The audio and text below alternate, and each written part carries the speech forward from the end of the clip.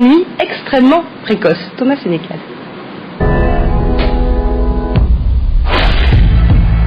C'est l'histoire d'un gamin de Paris. À l'âge de 10 ans, il venait au Parc des Princes. Aujourd'hui, il en est le héros.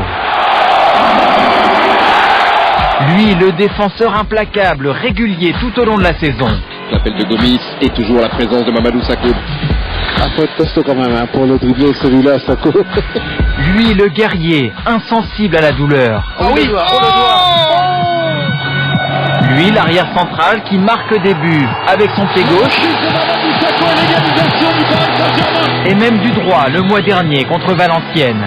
C'est Mamadou Sakho qui inscrit le 3e but. Fin du match, ce soir-là, Sakho tombe dans les bras de Christian Mas, l'entraîneur des gardiens de VA. La suite d'une longue histoire. C'est moi que je l'ai dès 13 ans, quand je suis arrivé au Paris Saint-Germain. Franchement, il y a une grosse partie de ma réussite que je lui dois. Les 6 premiers mois, c'était très difficile, j'avais du mal à m'adapter. Je suis pas une faire virer. Je rentrais chez moi en pleurant. Non mais c'est vrai, hein. Je rentrais chez moi en pleurant. Je disais à mon père, allez, c'est bon, j'en ai marre de son information. Il a appelé mon père, il l'a rassuré, il m'a beaucoup conseillé. La vie de Mamadou Sakho, c'est celle d'un garçon précoce et pressé.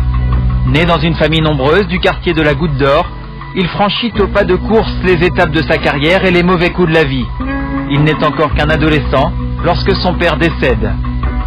Les épreuves qu'a vécu Mamadou avec la perte de son papa ont fait que j'étais un petit peu plus proche de lui obligatoirement. Ça l'a endurci et ça l'a rendu plus mature. Un jour, il a pris quelques années.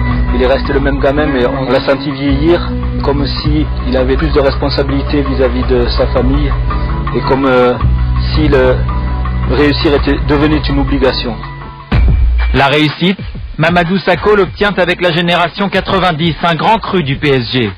Il en est le capitaine, comme il le sera dans les sélections nationales de jeunes. 3 de ses anciens coéquipiers jouent aujourd'hui en Ligue 2 à Angers. Ils se souviennent. On a fait plein de tournois, on a pratiquement tout gagné.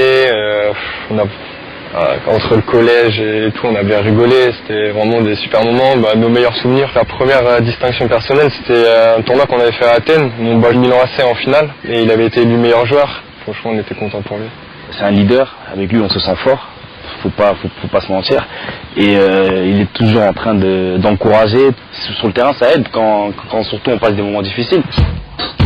Ses qualités de meneur offrent à Mamadou Sakho un drôle de baptême. Valenciennes, fin 2007. Le PSG est en crise, miné par les clans.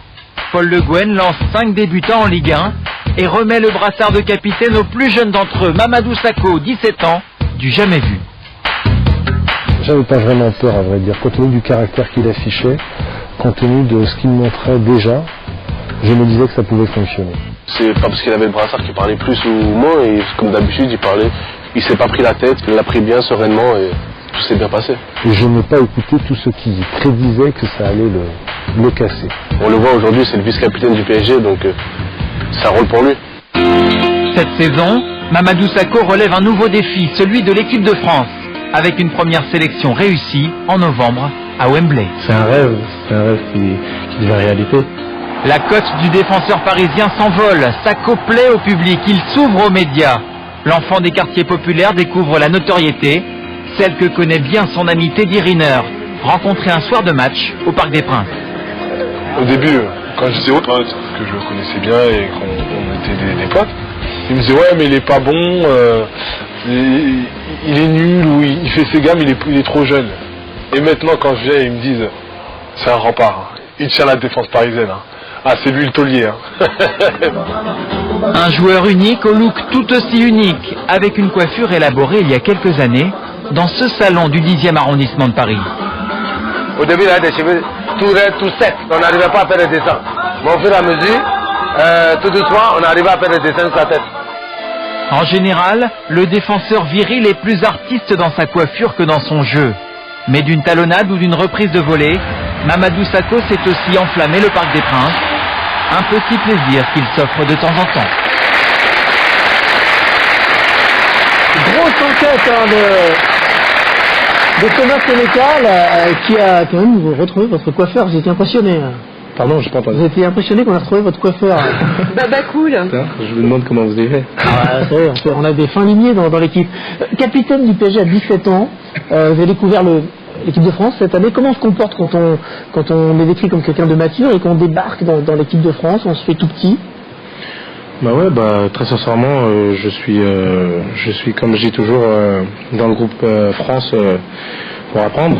Je suis jeune, à mon poste, c'est rare de faire confiance à des jeunes, donc voilà, je suis là, j'ai la chance de pouvoir côtoyer des joueurs d'expérience comme voilà Philippe Mexès, qui a beaucoup d'années de métier derrière lui, donc j'essaie de prendre le maximum de conseils pour pouvoir progresser. Mais Philippe Mexès, vous savez, il est blessé justement, et donc on cherche un successeur dans la charnière centrale. Ça fait partie de vos objectifs?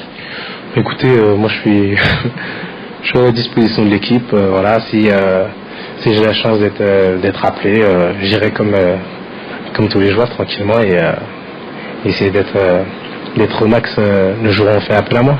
Claude, il est comment dans le vestiaire, Mamadou? Non, c'est vrai que c'est un jeune qui écoute énormément, qui bosse. Je lui ai souvent dit qu'il faut qu'il garde cette mentalité-là parce que il a un grand avenir devant lui. Il peut devenir, pour moi, un très très grand défenseur et même un des piliers en équipe de France. Donc, ça sera à lui de savoir ce qu'il veut. Comme je lui dis toujours, maintenant.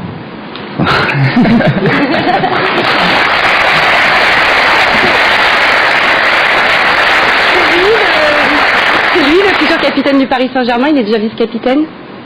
Non, je pense que être capitaine, c'est pas que le brassard, c'est dans l'attitude. Il a cette attitude-là, donc maintenant, faut qu'il sache ce qu'il veut faire de son avenir, et je pense qu'il en est conscient.